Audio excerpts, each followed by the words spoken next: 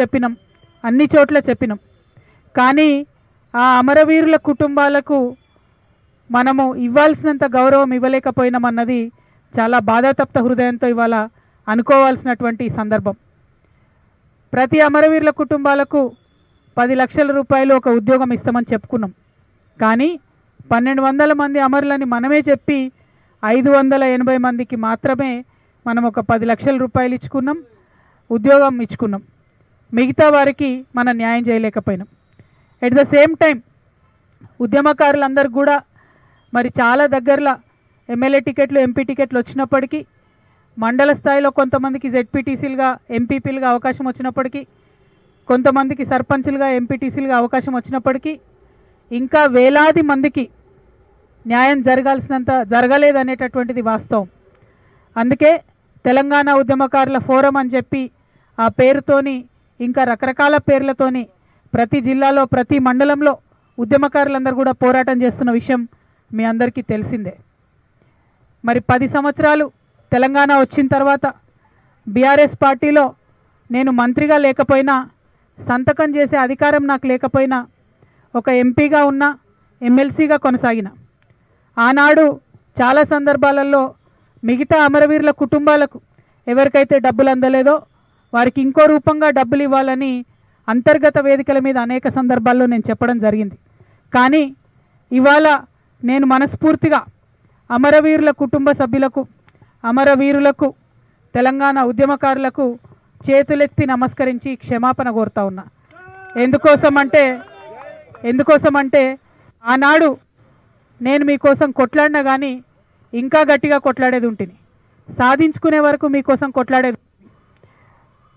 ఇవాళ నేను కోరేది ఒకటే, మనం ఉద్యమం డబ్బుల కోసం చేయలే, మన ఉద్యమం మనకు ఉద్యోగాలు రావాలని చేయలేదు, తెలంగాణ యావత్తు బాగుండాలి, అందరం బాగుండాలని చేసినాం.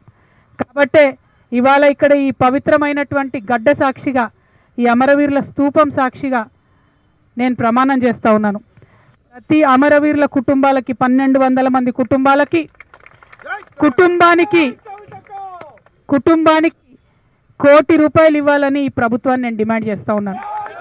ప్రతి అమరవీరుల కుటుంబానికి ₹1 కోటి ఈ ప్రభుత్వం నుండన్నా ఇప్పిస్తాం, లేకపోతే ఈ ప్రభుత్వం మార్చి వచ్చే ప్రభుత్వంతోనైనా ఇప్పిస్తామని ఈ సందర్భంగా నేను అమరవీరుల కుటుంబాలకు వారి యొక్క పాదాల సాక్షిగా మీకు తెలియజేస్తూ ఉన్నాను. ఉద్యమకారులకు సంబంధించి మనము ఉద్యమకారుల ఫోరమ్స్ అనేకం ఉన్నాయి. వాటి నుండి ప్రతి జిల్లాలో ఉన్న ఉద్యమకారుల లిస్టు మనమే తయారు చేసుకున్నాం. పోలీసు రిపోర్ట్ల ఆధారంగా కాదు, ప్రజా దర్బార్లు పెట్టుకొని ఉద్యమకారులు ఎవరో తేల్చుకొని ఆ ఉద్యమకారులందరికీ కూడా పెన్షన్ వచ్చేంత వరకు విరామం లేకుండా పోరాటం చేస్తానని తెలంగాణ ఉద్యమకారులందరికీ కూడా నేను విజ్ఞప్తి చేస్తూ ఉన్నాను. ఎక్కడ తెలంగాణ ఉద్యమకారులు ఉన్నా, మాకు దగా పడ్డం, మాకు ఇబ్బంది అయిందని అనుకున్నా, నేను 33 జిల్లాలు, 119 నియోజకవర్గాలు పర్యటనకి ఇయాల బయలుదేరుతున్నా. జాగృతి జనంబాట పేరుతోని బయలుదేరుతున్నా.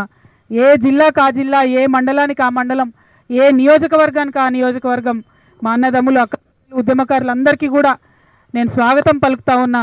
రండి, కలిసి పోరాటం చేద్దాం. ఈ కాంగ్రెస్ పార్టీ మీకు మాట ఇచ్చింది 250 గజాలు జాగా ఇస్తామని. అది ఇచ్చేంత వరకు కూడా ఈ కాంగ్రెస్ పార్టీ నిద్రపోనీయకుండా తప్పకుండా ఉద్యమం చేద్దాం. మీరందరూ పట్టుబట్టి పిడికిలెత్తి పోరాటం చేసిరు కాబట్టే ఆనాడు తెలంగాణ వచ్చింది. రేపటి నాడు మీ అవసరాలకు సంబంధించి కూడా మీకు ముందుగా నేను మీకు తోడుగా నడిచి అవి సాధించుకుందామని ఈ సందర్భంగా మీకు తెలియజేస్తున్నా. మరి తెలంగాణ తెచ్చుకున్నది ఎవరి కోసం? అందరం బాగుండాలనుకున్నాం. మా ఆడబిడ్డలు బాగుండాలి, యువ మిత్రులు బాగుండాలి, బీసీలు బాగుండాలి, హరిజనులు బాగుండాలి, గిరిజనులు బాగుండాలి, మైనారిటీలు బాగుండాలి, ప్రతి ఒక్కరు బాగుండాలనే తెలంగాణ తెచ్చుకున్నాం. మరి ఇది జరిగిందా అంటే జరగాలనే మాటనే చాలా మంది కూడా చెప్తా ఉన్నటువంటి సందర్భం. అందుకే నేను మాట్లాడుతున్నా, అందరి కోసం సామాజిక తెలంగాణ రావాలి. సామాజిక తెలంగాణ అంటే ప్రతి ఒక్కరికి సమాన అవకాశాలు రావాలి, ప్రతి ఒక్కరికి సమాన గౌరవం రావాలి, ప్రతి ఒక్కరికి సమాన ప్రాతినిధ్యం రావాలి. అది రాజకీయంగా కావచ్చు, ఆర్థికంగా కావచ్చు, సామాజికంగా కావచ్చు, మనకు దక్కాల్సినది గౌరవం దక్కాలి.